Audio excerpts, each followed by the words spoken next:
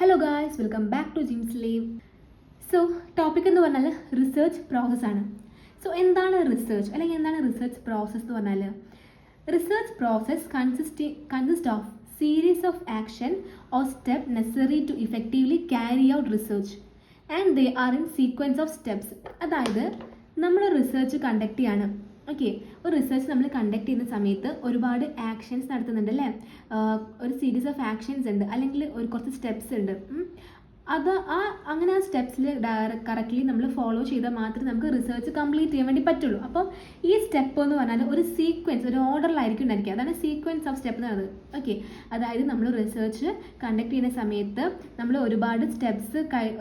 നമുക്ക് ഒരുപാട് steps follow ചെയ്യേണ്ടി വരും. അപ്പം ആ സ്റ്റെപ്സ് കറക്റ്റായിട്ട് ഫോളോ ചെയ്താൽ മാത്രമാണ് നമുക്ക് റിസർച്ച് കംപ്ലീറ്റ് ചെയ്യാൻ വേണ്ടി പറ്റുക. അപ്പം ആ സ്റ്റെപ്സിനെയൊക്കെയാണ് നമ്മൾ റിസർച്ച് പ്രോസസ്സ് എന്നുകൊണ്ട് ഉദ്ദേശിക്കുന്നത്. ഓക്കെ, അപ്പോൾ അതിൽ first one is formulating the research problem. അതിൽ ഫസ്റ്റ് സ്റ്റെപ്പാണ് ഫോർമുലേറ്റിംഗ് ദ റിസർച്ച് പ്രോബ്ലം. അപ്പോൾ എന്താണ് ഒരു പ്രോബ്ലം എന്ന് പറഞ്ഞാൽ? ഒരു പ്രശ്നം അല്ലേ. പ്രോബ്ലം എന്ന് പറഞ്ഞാൽ പ്രശ്നമാണ്. അപ്പം എന്താണ് പ്രോബ്ലം എന്ന് പറഞ്ഞാൽ? അതായത് problem means a question to be answered. നമ്മൾ ആൻസർ ചെയ്യേണ്ട ഒരു ക്വസ്റ്റ്യൻ ആണ് പ്രോബ്ലം എന്ന് പറഞ്ഞാൽ. Or an issue to be examined, അല്ലെങ്കിൽ ഒരു ഇഷ്യൂ ആണ് നമുക്ക് എക്സാമിൻ ചെയ്യേണ്ട ഒരു ഇഷ്യൂ ആണ് പ്രോബ്ലം എന്ന് പറഞ്ഞാൽ. Okay, problem means a question ആണ്, നമുക്ക് ആൻസർ ചെയ്യേണ്ട ഒരു ക്വസ്റ്റ്യനാണ് നമ്മൾ പ്രോബ്ലം എന്ന് പറയുന്നത്. ഇനി അപ്പം എന്താണ്? First the researcher should select A problem. നമുക്ക് എന്ത് കാര്യത്തിനെ കുറിച്ചാണ് നമ്മൾ റിസർച്ച് ചെയ്യേണ്ടതെന്നുള്ളത് ആദ്യം നമ്മൾ കണ്ടുപിടിക്കുകയാണ് ഫസ്റ്റ് ഇമ്പോർട്ടൻ്റ് ആയിട്ടുള്ള ഒരു കാര്യം അല്ലേ. അപ്പോൾ അതാണ് ഈ ഒരു ഹെഡിങ് കൊണ്ട് ഉദ്ദേശിക്കുന്നത്. അതായത് ഫോർമുലേറ്റിംഗ് ദ റിസർച്ച് പ്രോബ്ലം. എന്താണ് പ്രോബ്ലം എന്നുള്ള കാര്യം നമ്മൾ ആദ്യം മനസ്സിലാക്കുക. അപ്പം റിസർച്ച് ഫസ്റ്റ് എന്ത് ചെയ്യണം? ആ പ്രോബ്ലത്തിനെ സെലക്ട് ചെയ്യാണ് ചെയ്യുക. ഇനി ഇൻ കേസ് ഓഫ് സ്കോളേഴ്സിൻ്റെ കേസിൽ, ഇപ്പം സ്കോളേഴ്സ് ആണെങ്കിൽ അപ്പോൾ നമുക്കൊരു റിസർച്ച് കണ്ടക്ട് ചെയ്യണം, അവിടെ ഗൈഡിൻ്റെ സഹായം ഉണ്ടായിരിക്കും അല്ലേ. ഇപ്പം നിങ്ങൾക്ക് 8th സെമസ്റ്ററിൽ നിങ്ങൾക്ക് എന്തുണ്ടായിരിക്കും? പ്രൊജക്റ്റുകളൊക്കെ ഉണ്ടായിരിക്കും. അപ്പം ആ പ്രൊജക്റ്റൊക്കെ നിങ്ങൾക്ക് ഗൈഡ് ചെയ്യാൻ വേണ്ടി, പ്രൊജക്റ്റ് നിങ്ങളെ സഹായിക്കാൻ വേണ്ടിയിട്ട് ഒരു ഗൈഡ് ഉണ്ടായിരിക്കും നിങ്ങൾക്ക്, അല്ല ഒരു ടീച്ചർ ഉണ്ടായിരിക്കും. സോ അതേപോലത്തെ സ്കോളേഴ്സിൻ്റെ കേസിലാണെങ്കിൽ അവിടെ ഗൈഡ് ഉണ്ടായിരിക്കും. ഇനി എന്തെങ്കിലും സ്പോൺസറിങ് ഏജൻസി എന്ന് പറഞ്ഞിട്ടാണ് നമ്മൾ ഒരു റിസർച്ച് കണ്ടക്ട് ചെയ്യണമെന്ന് വെച്ചാൽ, അപ്പം അവർ സജസ്റ്റ് ചെയ്യും നമുക്ക് റിസർച്ച് ചെയ്യേണ്ട ടോപ്പിക് എന്താണെന്നുള്ളത് അവർ സജസ്റ്റ് ചെയ്യാം. ഇനി problem can be discussed with friends and colleagues. അപ്പം നമുക്ക് ഈ പ്രോബ്ലംസ്, ഈ റിസർച്ചിനെ കുറിച്ചുള്ള ടോപ്പിക്കിൻ്റെ കാര്യങ്ങളൊക്കെ നമുക്ക് ആരുടെ ഡിസ്കസ് ചെയ്യാൻ വേണ്ടി പറ്റും?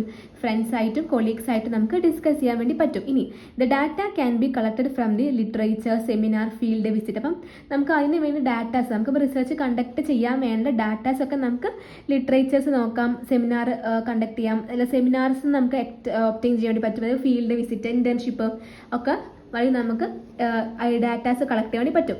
ഓക്കെ, അപ്പോൾ നമ്മൾ പിന്നെ എന്താ ചെയ്യേണ്ടതെന്ന് വെച്ചാൽ നമ്മൾ ആ പ്രോബ്ലത്തിന് നന്നായിട്ട് മനസ്സിലാക്കണം. എന്താണ് പ്രോബ്ലം എന്നുള്ളത് നന്നായിട്ട് മനസ്സിലാക്കുക.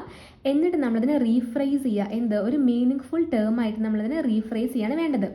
Then next one is extensive survey of literature. രണ്ടാമത്തെ പോയിന്റാണ് എക്സ്റ്റെൻസീവ് സർവേ ഓഫ് ലിറ്ററേച്ചർ. അതായത് നമുക്ക് ഒരു നോളേജ്, ഒരു റിസർച്ച് ടോപ്പിക്കിനെ കുറിച്ചൊരു നോളേജ് കിട്ടണമെങ്കിൽ, അല്ലെങ്കിൽ റിസർച്ച് ഗ്യാപ്പ് ഉണ്ട്, അപ്പോൾ അതിനെക്കുറിച്ച് നമുക്ക് മനസ്സിലാക്കണമെങ്കിലൊക്കെ നമ്മൾ എന്ത് ചെയ്യണം? നമ്മൾ നന്നായിട്ട് ലിറ്ററേച്ചർ കാര്യങ്ങളൊക്കെ നോക്കണം അല്ലേ. നമുക്ക് റിവ്യൂ ബുക്ക് നോക്കാം, ലിറ്ററേച്ചേഴ്സ് നോക്കാം, അങ്ങനെ നോക്കാൻ വേണ്ടി പറ്റും. അതിനുവേണ്ടി നമ്മൾ എക്സാമ്പിൾ പറയുകയാണെങ്കിൽ മാനുവൽസ് അല്ലെങ്കിൽ കമ്പനി റെക്കോർഡ്സ് ഉണ്ടായിരിക്കും, എൻസൈക്ലോപീഡിയാസ് ഉണ്ടായിരിക്കും, ബിബിലോഗ്രഫീസ് ഉണ്ടായിരിക്കും, ഓൺലൈൻ ഇൻഫർമേഷൻ ഉണ്ട്, പബ്ലിക്കേഷൻസ്, ലേറ്റസ്റ്റ് ആയിട്ടുള്ള പബ്ലിക്കേഷൻസ് ഉണ്ട്. അപ്പോൾ അതൊക്കെ നോക്കുകയാണെങ്കിൽ നമുക്ക് നോളേജ് കിട്ടും, നമ്മളുടെ റിസർച്ച് ടോപ്പിക്കിനെ കുറിച്ചുള്ള നോളേജ് നമുക്ക് കിട്ടും. അപ്പം എന്താണ് ഇതിൻ്റെ ഒരു ഫംഗ്ഷൻ? ഓക്കെ, ഈ റിവ്യൂവിൻ്റെ ഫംഗ്ഷൻ എന്താണെന്നുള്ളത് നോക്കാം. എന്താണ്? ഫസ്റ്റ് വൺ പറഞ്ഞാൽ നമുക്ക് അപ് ടു ഡേറ്റ് ആയിട്ടുള്ള പുതിയ നോളേജ് കിട്ടും അല്ലേ. അതേപോലെ തന്നെ നമുക്ക് റിസർച്ച് ഗ്യാപ്പ്, നമ്മൾ നേരത്തെ പറഞ്ഞ സെയിം പോയിന്റ് തന്നെ നോളേജ് കിട്ടും. അതേപോലെ റിസർച്ച് ഗ്യാപ്പ് നമുക്ക് ഐഡൻറ്റിഫൈ ചെയ്യാൻ വേണ്ടി പറ്റും. ഇനി നമ്മൾ പഴയ ഒരു റെക്കോർഡ് നോക്കുകയാണ്. ഇപ്പം നിങ്ങൾ പ്രൊജക്റ്റിന് ചെയ്യുന്ന സമയത്ത് നിങ്ങൾ പഴയ റെക്കോർഡ്സും കാര്യങ്ങളൊക്കെ നോക്കും അല്ലേ, സീനിയേഴ്സിൻ്റെ റെക്കോർഡ് നോക്കും. അപ്പോൾ ആ റെക്കോർഡ് നോക്കുന്ന സമയത്ത് നിങ്ങൾക്ക് മനസ്സിലാവും നിങ്ങളെടുത്ത ടോപ്പിക്ക് വേറെ ആരെങ്കിലും സീനിയേഴ്സ് ആരെങ്കിലും എടുത്തിട്ടുണ്ടായിരുന്നു എന്നുള്ളത് മനസ്സിലാവും. അപ്പോൾ അങ്ങനെ എടുത്തിട്ടുണ്ടെങ്കിൽ നമുക്ക് അതിന് ചാൻസ് അവോയ്ഡ് ചെയ്യാം അല്ലേ, നമുക്ക് ഡ്യൂപ്ലിക്കേഷൻ പ്രിവെൻറ്റ് ചെയ്യാൻ വേണ്ടി പറ്റും. അപ്പം to avoid duplication of the work. ഇനി to get an idea of the research work, നിങ്ങൾ നോക്കുന്നത് എങ്ങനെയാണ് ഈ പ്രൊജക്റ്റ് ചെയ്യേണ്ടതെന്നുള്ളത് മനസ്സിലാക്കാൻ വേണ്ടിയിട്ടാണ്. അപ്പം നിങ്ങൾക്ക് എന്ത് ചെയ്യാൻ പറ്റും? ഒരു ഐഡിയ ഉണ്ടാക്കാൻ പറ്റും, എങ്ങനെ ചെയ്യാം എന്നുള്ളൊരു ഐഡിയ നിങ്ങൾക്ക് അത് നോക്കിയാൽ മനസ്സിലാക്കാൻ വേണ്ടി പറ്റും. അപ്പോൾ to get an idea of the research work. Next to gain background knowledge അല്ലേ, നമുക്ക് ആ പ്രോബ്ലത്തിനെ കുറിച്ചുള്ള ജസ്റ്റ് ചെറുതായിട്ടുള്ള ഒരു ബാക്ക്ഗ്രൗണ്ട് നോളേജ് മനസ്സിലാക്കാൻ വേണ്ടി പറ്റും. To know the work already done on the topic, ആ ടോപ്പിക്കിനെ കുറിച്ചോ അല്ലെങ്കിൽ അതായിട്ട് ബന്ധപ്പെട്ടുള്ള വേറെ ഏതെങ്കിലും ടോപ്പിക്കിനെ കുറിച്ചിട്ടോ ഓൾറെഡി റിസർച്ച് കണ്ടക്ട് ചെയ്തിട്ടുണ്ടോ എന്നുള്ള കാര്യങ്ങളൊക്കെ നമുക്ക് ഇങ്ങനെ നന്നായിട്ട് ലിറ്ററേച്ചർ നോക്കുന്ന സമയത്തൊക്കെ നമുക്ക് മനസ്സിലാക്കാൻ വേണ്ടി പറ്റും. Okay, then next step formulation of hypothesis. അതായത് ഹൈപ്പോത്തസിസ് പറഞ്ഞാൽ എന്താണ്, നമ്മൾ ഒരു താൽക്കാലികമായിട്ട് നമ്മളൊന്ന് അസ്യൂം ചെയ്യാം. ഓക്കെ, ഈ റിസർച്ച് കണ്ടക്ട് ചെയ്താൽ നമുക്കുള്ള റിസൾട്ട് ഇങ്ങനെ ആയിരിക്കും എന്ന് പറഞ്ഞിട്ട് നമ്മൾ അസ്യൂം ചെയ്യുന്നതിനാണ് ഹൈപ്പോത്തസിസ് എന്ന് പറയാം. Okay, formulation of hypothesis. അതായത് അതൊരു ടെൻഡേറ്റീവ് ജനറലൈസേഷൻ ആണ് അല്ലേ, നമുക്ക് ഒരു പെർമനൻ്റ് അല്ല, ടെൻഡേറ്റീവ് ആണ്. അപ്പം ഈ ഹൈപ്പോത്തസിസ് നമ്മൾ എന്തിനാണ് നടത്തണമെന്ന് വെച്ചാൽ കറക്റ്റായിട്ടുള്ള നമ്മൾ കറക്റ്റായിട്ടുള്ള ട്രാക്കിലേക്കാണ് വരുന്നത്, മീൻസ് കറക്റ്റ് ട്രാക്കിലേക്ക് നമുക്ക് പോകാൻ വേണ്ടിയിട്ട് ഈ ഒരു ഹൈപ്പോത്തസിസ് നമുക്ക് സഹായിക്കും. ഇനി ഹൈപ്പോത്തസിസ് എന്ന് പറഞ്ഞാൽ സ്പെസിഫിക് ആയിരിക്കണം. Okay, then next one is preparing of the research design. So it is a plan having series of operations that the researchers need to carry out to accomplish the research. അതായത് നമ്മളിപ്പോൾ ഒരു വീട് ഉണ്ടാക്കണം, അപ്പം നമുക്ക് ഒരുപാട് plans ഉണ്ട് അല്ലേ, ഒരുപാട് പ്ലാൻസ് അല്ല, ഒരു പ്ലാനേ ഉള്ളൂ, എങ്ങനെ വീട് ഉണ്ടാക്കണം എന്നുള്ളൊരു പ്ലാൻ ഉണ്ടായിരിക്കും. ഓക്കെ, അപ്പം ഒരുപാട് പ്ലാൻസ് ഞാൻ ഉദ്ദേശിച്ചത്, ആദ്യം നമുക്കറിയാം തറ ഉണ്ടാക്കണം, പിന്നെ ചുമരുകൾ വേണം, റൂഫ് ഉണ്ടാക്കണം. സോ അപ്പോൾ നമുക്ക് ഓരോ സ്റ്റെപ്പ് ബൈ സ്റ്റെപ്പ് അല്ലെങ്കിൽ ഒരു പ്ലാൻ ആയിരിക്കും നമുക്ക് ഉണ്ടായിരിക്കുക അല്ലേ. അപ്പോൾ അതേപോലെ തന്നെ നമ്മൾ റിസർച്ച് കണ്ടക്ട് ചെയ്യുന്ന സമയത്ത് ഒരു പ്ലാൻസ് ഉണ്ടായിരിക്കണം. ഓക്കെ, സീരീസ് ഓഫ് ഓപ്പറേഷൻ, നമ്മൾ എന്തൊക്കെ കാര്യങ്ങൾ ചെയ്യണം എന്നുള്ള ഒരു പ്ലാൻ നമുക്ക് ഉണ്ടായാൽ മാത്രമേ നമുക്ക് റിസർച്ച് കറക്റ്റായിട്ട് അക്കംപ്ലിഷ് ചെയ്യാൻ പറ്റുള്ളൂ. അതാണ് പറഞ്ഞത്. ഓക്കെ, പ്രിപ്പയറിംഗ് ഓ റിസർച്ച് ഡിസൈൻ. ഡിസൈൻ എന്ന് ആലോചിക്കുമ്പോൾ നിങ്ങൾ എന്താ ആലോചിക്കുന്നത്, ഒരു വീടിൻ്റെ ഡിസൈൻ ആലോചിക്കുക. വീടിൻ്റെ ഡിസൈൻ നമ്മൾ ആദ്യം പ്ലാൻ ചെയ്തിട്ടുണ്ടായിരിക്കും അല്ലേ, അപ്പോൾ ആ ഡിസൈൻ അനുസരിച്ചായിരിക്കും നമ്മൾ വീട് ഉണ്ടാക്കാൻ പോകുന്നത്. അപ്പോൾ അതേപോലെ തന്നെ നമ്മൾ എന്ത് ചെയ്യണം, ഒരു പ്ലാൻ ഉണ്ടായിരിക്കണം. ഹാവ് സീരീസ് ഓഫ് ഓപ്പറേഷൻ ഉള്ള ഒരുപാട് എങ്ങനെയൊക്കെയാണ് ചെയ്യേണ്ടതെന്നുള്ള കാര്യങ്ങളൊക്കെ ഉള്ള ഒരു പ്ലാൻ ഉണ്ടായിരിക്കണം. അങ്ങനെ ഉണ്ടായാൽ മാത്രമേ നമുക്ക് റിസർച്ച് നന്നായിട്ട് കംപ്ലീറ്റ് ചെയ്യാൻ വേണ്ടി പറ്റുള്ളൂ. ഇനി നമ്മൾ അങ്ങനെ ഒരു പ്ലാൻ ഉണ്ടെങ്കിൽ തന്നെ നമുക്ക് എന്താ മെയിൻ ഉപയോഗം എന്താ വെച്ചാൽ നമുക്ക് ബൗണ്ടറി കീപ്പ് ചെയ്യാൻ പറ്റും. And also make the research right track. അതായത് നമ്മൾ പറയുകയാണെങ്കിൽ നിങ്ങൾ 20 lakh ബഡ്ജറ്റിൽ ഒരു വീടാക്കാൻ പോവാണ്. സോ ആ സമയത്ത് നിങ്ങൾ ആദ്യം നിങ്ങൾക്കൊരു പ്ലാൻ ഉണ്ടായിരിക്കും, ഇത് ഇൻറ്റീരിയർ വർക്കൊക്കെ ഇത്ര ചെയ്താൽ എനിക്ക് ആ ബഡ്ജറ്റിൽ നിലനിർത്താൻ പറ്റുന്നുള്ളത്. അതേപോലെ തന്നെ ഇങ്ങനെ നമ്മളൊരു പ്ലാൻ നമുക്ക് ഓൾറെഡി ഉണ്ടെങ്കിൽ നമുക്ക് കോസ്റ്റ്, റിസർച്ച് കണ്ടക്ട് ചെയ്യുമ്പോഴുള്ള കോസ്റ്റ്, അത് ടൈം, കാര്യങ്ങളൊക്കെ നമുക്കൊരു ബൗണ്ടറിയിൽ മേക്ക് ചെയ്യാൻ പറ്റും. ഓക്കെ, അതായത് നമുക്ക് റിസർച്ചിൻ്റെ ബൗണ്ടറി വെക്കാൻ പറ്റും. അതേപോലെ റിസർച്ച് റൈറ്റ് ട്രാക്കിലേക്ക് പോകാൻ വേണ്ടിയിട്ട് ഈ ഡിസൈൻ സഹായിക്കും. ഓക്കെ, നെക്സ്റ്റ് എന്താണ് നമ്മുടെ റിസർച്ചിൻ്റെ പർപ്പസ് എന്ന് പറഞ്ഞാൽ, ചിലപ്പോൾ റിസർച്ച് എന്ന് പറഞ്ഞാൽ എന്തിനായിരിക്കും, എക്സ്പ്ലോറേഷൻ ആയിരിക്കും, ഒരു ടോപ്പിക്കിനെ കുറിച്ച് കൂടുതൽ എക്സ്പ്ലോർ ചെയ്യാൻ വേണ്ടിയിട്ട്, അല്ലെങ്കിൽ ഡിസ്ക്രിപ്ഷൻ ആയിരിക്കും, ഡയഗ്നോസിസ് ആയിരിക്കും, അല്ലെങ്കിൽ എക്സ്പെരിമെൻറ്റേഷൻ ആയിരിക്കും. ഇനി ഈ നമ്മൾ റിസർച്ച് ഡിസൈൻ നമ്മൾ പ്രിപ്പയർ ചെയ്യണത് കുറച്ച് കാര്യങ്ങളുടെ ബേസിലാണ്. ഒന്നെന്ന് പറഞ്ഞാൽ ടൈം. ഓക്കെ, ടൈം, എത്ര ടൈം ഉണ്ട് നമുക്ക് റിസർച്ച് കംപ്ലീറ്റ് ചെയ്യാന്നുള്ള ബേസിൽ, കോസ്റ്റ്, പിന്നെ അതേപോലെ തന്നെ availability of the skill researchers അല്ലെങ്കിൽ സ്റ്റാഫ്. ഓക്കെ, പിന്നെ മീൻസ് ഓഫ് ഒബ്റ്റെയിനിങ് ഇൻഫർമേഷൻ, നമുക്ക് ഇൻഫർമേഷൻ ഒബ്റ്റെയിൻ ചെയ്യാനുള്ള സോഴ്സ് ഉണ്ടോ എന്നുള്ളതൊക്കെ നോക്കിയിട്ടാണ് നമ്മളൊരു റിസർച്ച് ടോപ്പിക്ക് സെലക്ട് ചെയ്യുക.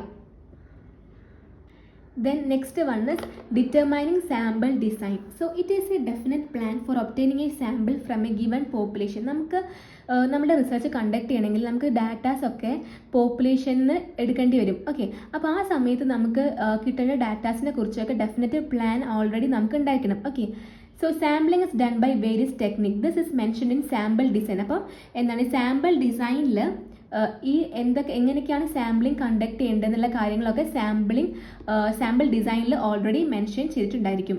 Okay, so determining sample design ആണ്, അതായത് നമ്മുടെ പോപ്പുലേഷന് സാമ്പിൾ കളക്ട് ചെയ്യേണ്ടി വരും. സാമ്പിൾ എന്ന് പറഞ്ഞാൽ ഒരു ഇൻഡിവിജ്വൽ നമ്മൾ സാമ്പിൾ എന്ന് പറയാം. ഓക്കെ, അപ്പം എങ്ങനെയൊക്കെയാണ് കളക്ട് ചെയ്യേണ്ടതെന്നുള്ള കാര്യങ്ങളൊക്കെ ഒരു ഡെഫിനറ്റ് പ്ലാൻ ഉണ്ടായിരിക്കണം. ഈ സാമ്പിൾ ഡിസൈനിൽ എന്താണ് ഉദ്ദേശിക്കുന്നത്, ഏതൊക്കെ ടെക്നിക്ക് വഴിയാണ് നമ്മൾ സാമ്പിളിംഗ് നടത്തേണ്ടത് എന്നുള്ളതാണ് ഈ ഒരു സാമ്പിൾ ഡിസൈൻ കൊണ്ട് ഉദ്ദേശിക്കുന്നത്. Then next one is collection of the data. അതിന് മുന്നൊരു കാര്യം കൂടെ, റിസർച്ചേഴ്സിന് എന്ത് ചെയ്യാൻ വേണ്ടി പറ്റും, പ്രോബിലിറ്റി സാമ്പിളിങ്ങും നോൺ പ്രോബിലിറ്റി സാമ്പിളിങ്ങും രണ്ടും കണ്ടക്ട് ചെയ്യാൻ വേണ്ടി പറ്റും. സാമ്പിളിങ്ങിൽ ഒരുപാട് ടൈപ്പ് ഓഫ് സാമ്പിളിംഗ് ഉണ്ട്, ഞാനൊരു വീഡിയോ ചെയ്യാം. Okay, next collection of data.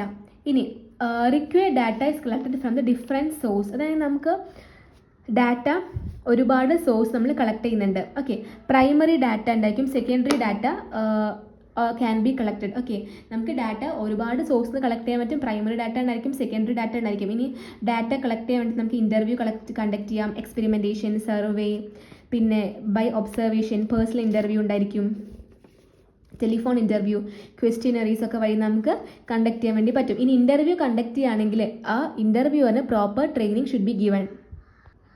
Okay, next one is execution of the project. അതായത് researchers should see that the project is executed in a systematic manner and time. Researchers എന്ത് നോക്കണം? നമ്മുടെ project systematic മാനറിലും ടൈമിലുമാണ് conduct ചെയ്തത് എന്നുള്ളത് നോക്കണം. Okay, ഇനി നമ്മുടെ സർവേ ഒരുപാട് ക്വസ്റ്റ്യനറീസ് വെച്ചാണ് കണ്ടക്ട് ചെയ്യുന്നതെങ്കിൽ നമുക്കത് മെഷീൻ പ്രോസസ് ചെയ്യാൻ വേണ്ടി പറ്റും. Okay, in such a case questions as well as answer can be machine coded. Next one is analysis of the data. So in order to analyse data, നമ്മൾ data analyse ചെയ്യാൻ വേണ്ടിയിട്ട് അത് ആദ്യം അതെന്ത് ചെയ്യണം? എഡിറ്റ് ചെയ്യണം, പിന്നെ ക്ലാസിഫൈ ചെയ്യണം, ടാബുലേറ്റ് ചെയ്യണം. ഓക്കെ, അപ്പം അതിൽ എന്തൊക്കെ ഉണ്ടായിരിക്കാം? കോഡിംഗ് ഉണ്ടായിരിക്കാം, എഡിറ്റിംഗ് ഉണ്ടായിരിക്കാം, ടാബുലേഷൻ ഉണ്ടായിരിക്കാം. ഓക്കെ, നെക്സ്റ്റ് 9ാമത്തെ പോയിന്റ് എന്ന് പറയുന്നത് ഹൈപ്പോത്തസിസ് ടെസ്റ്റിംഗ് ആണ്. Okay, after analysing data the researchers will test the hypothesis and then they are accepted or rejected. അതായത് നമ്മൾ നേരത്തെ പറഞ്ഞു, 3ാമത്തെ സ്റ്റെപ്പിൽ പറഞ്ഞു, നമ്മൾ എന്താ ചെയ്യുക? ഹൈപ്പോത്തസിസ് നോക്കും അല്ലേ? അത് നമ്മൾ ഹൈപ്പോത്തസിസ് ഉണ്ടാക്കും. ഇത് ഈ റിസർച്ച് കണ്ടക്ട് ചെയ്താൽ ഇങ്ങനെ ആയിരിക്കാം എന്ന് നമ്മൾ ആദ്യം തന്നെ നമ്മൾ എന്ത് ചെയ്യും? വിചാരിക്കും. സോ ആ കാര്യം തന്നെയാണോ നമുക്ക് അവസാനം റിസർച്ച് കഴിയുമ്പോൾ കിട്ടുന്നത് എന്നുള്ളത് നമ്മൾ അനലൈസ് ചെയ്യാം. Okay, so after analysing data the researchers will test the hypothesis and then they are accepted or rejected. അപ്പം നമ്മൾ ആദ്യം വിചാരിച്ച കാര്യം തന്നെയാണ് കിട്ടിയത് നോക്കുക. എന്നിട്ട് അങ്ങനെ അതിൻ്റെ ബേസിലാണ് നമ്മൾ അത് എന്ത് ചെയ്യുക? ഒന്നെങ്കിൽ അക്സെപ്റ്റ് ചെയ്യും, അല്ലെങ്കിൽ നമ്മളത് റിജക്റ്റ് ചെയ്യാണ് ചെയ്യുക. ഇനി അപ്പോൾ അതിന് വേണ്ടി നമ്മൾ ഉപയോഗിക്കുന്നതാണ് വേരിയസ് ടെസ്റ്റ്. നമ്മൾ ഉപയോഗിക്കുന്നുണ്ട്, chi-square ടെസ്റ്റ് ഉപയോഗിക്കുന്നുണ്ട്, ആൻഡ് F ടെസ്റ്റ് യൂസ് ചെയ്യുന്നുണ്ട്. Then next one is generalization and interpretation. So after testing hypothesis test ചെയ്ത് കഴിഞ്ഞാൽ the researchers will be able to arrive a conclusion. Okay, ഒരു കൺക്ലൂഷനിലേക്ക് നമുക്ക് എത്താൻ വേണ്ടി പറ്റും. ജനറലൈസേഷൻ എന്നതാ, അതായത് നമ്മൾ ജനറലായിട്ട് പറയുക, അങ്ങനെയല്ലേ? അതാണ് ജനറലൈസേഷൻ ഉദ്ദേശിക്കുന്നത്. അപ്പോൾ നമുക്ക് ഹൈപ്പോത്തസിസ് കണ്ടക്ട് ചെയ്ത് കഴിഞ്ഞാൽ എന്ത് ചെയ്യാൻ പറ്റും? ഹൈപ്പോത്തസിസ് ടെസ്റ്റ് ചെയ്ത് കഴിഞ്ഞാൽ നമുക്ക് ഒരു ജനറലായിട്ടൊരു കാര്യം അല്ലെങ്കിൽ ഒരു കൺക്ലൂഷനിലേക്ക് നമുക്ക് എത്താൻ വേണ്ടി പറ്റും. The researchers has to prepare his finding and conclusion. It should be justified the objective and set earlier. അതായത് എന്ത് ചെയ്യണം? ഇവരൊരു റിസർച്ചേഴ്സ് ഒരു കൺക്ലൂഷനിലേക്ക് എത്തണം. അതെന്തായിരിക്കണം? ഓൾറെഡി സെറ്റ് ചെയ്തിട്ടുള്ള ഒബ്ജക്റ്റീവ്സിനൊക്കെ ജസ്റ്റിഫൈ ചെയ്യുന്നതായിരിക്കണം. Okay, then next one is preparation of report. അപ്പം ഇതാണ് ഏറ്റവും അവസാനത്തെ പ്രോസസ്സ് അല്ലേ? സോ ഫൈനൽ സ്റ്റേജ് ഓഫ് റിസർച്ചിൻ്റെ അവസാനത്തെ പ്രോസസ്സാണ്. Researchers has to prepare research report. Okay, നമ്മൾ റിസർച്ച് ഒക്കെ കണ്ടക്ട് ചെയ്ത് കഴിഞ്ഞു. ഇനി നമ്മൾ എന്ത് ചെയ്യണം? റിസർച്ച് റിപ്പോർട്ട് മേക്ക് ചെയ്യണം. സോ എന്താണ് ചെയ്തതെന്നുള്ളതും എങ്ങനെയാണ് നമ്മളുടെ ടോപ്പിക്ക് നമ്മൾ പ്രൂവ് ചെയ്തതെന്നുള്ളതും കാര്യങ്ങളൊക്കെ ഈ റിപ്പോർട്ട് ഡീറ്റെയിൽ ആയിട്ട് പറഞ്ഞിട്ടുണ്ടായിരിക്കണം. അപ്പം എന്താണ് ലേ ഔട്ട് ഓഫ് റിപ്പോർട്ട് നമ്മൾ കൂടെ നോക്കാം. അതായത് first one is preliminary pages. Main test ഉണ്ടായിരിക്കണം, എൻ മാറ്റർ ഉണ്ടായിരിക്കണം. സോ പ്രിലിമിനറി പേജ് എന്ന് പറയുമ്പോൾ എന്തായിരിക്കും ഉണ്ടായിരിക്കുക? ടൈറ്റിൽ ഉണ്ടായിരിക്കില്ല, എന്താണ് നമ്മുടെ റിസർച്ചിനെ കുറിച്ചുള്ള ജസ്റ്റ് ടൈറ്റിൽ ഉണ്ടായിരിക്കും. ദെൻ പിന്നെ ടേബിൾ ഓഫ് കണ്ടന്റ്, അതായത് ഇത് ഈ പേജിലാണ്, നിങ്ങളിപ്പം പ്രൊജക്റ്റിലൊക്കെ നിങ്ങൾ ചെയ്തിട്ടുണ്ടായിരിക്കും എത്രാമത്തെ പേജിലാണ് ഈ ഒരു കാര്യം വരുന്നത് എന്നുള്ളതൊക്കെയാണ് ടേബിൾ ഓഫ് കണ്ടന്റിൽ ഉണ്ടായിരിക്കുക. Then next one is main text, അതായത് ഇൻട്രൊഡക്ഷൻ ഉണ്ടായിരിക്കും. പിന്നെ സമ്മറി ഓഫ് ഫൈൻഡിങ്, നമ്മൾ കണ്ടുപിടിച്ച കാര്യത്തിനെ കുറിച്ചുള്ള ഒരു ചെറിയ സമ്മറി ഉണ്ടായിരിക്കും. ദെൻ മെയിൻ റിപ്പോർട്ട് ഉണ്ടായിരിക്കും, കൺക്ലൂഷൻ ഉണ്ടായിരിക്കും. ഓക്കെ, സോ ഇത്രയും കാര്യങ്ങളാണ് റിസർച്ച് പ്രോസസ് എന്ന് പറഞ്ഞൊരു ഭാഗത്ത് വരുന്നത്. Okay, thank you.